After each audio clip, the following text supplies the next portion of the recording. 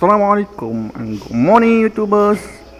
Okay, hari ni Mr. Wonder nak share cara-cara nak tukar water filter. Ini bukan berang cuckoo ataupun coway, biasa saja. Okay, jom layan video Mr. Wonder. Okay, mula-mula buka dia punya cover ni dulu. Tengok, filter dia pun sangat kotor. Walaupun jarang-jarang pakai, ataupun air yang kerajaan supply tu memang banyak kotor, tak tahulah. Ok, jom layan video Mr. Wonder.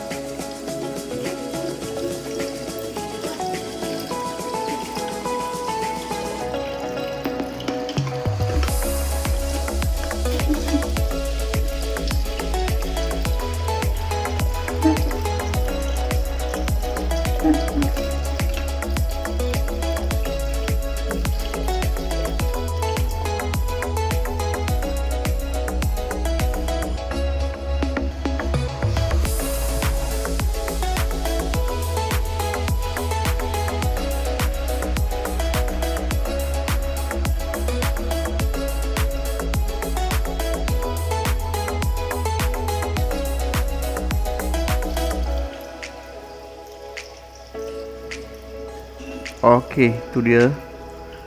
Kita ni digunakan untuk mencuci beras untuk masak nasi lah. Biasalah. Thank you for watching. Bye bye.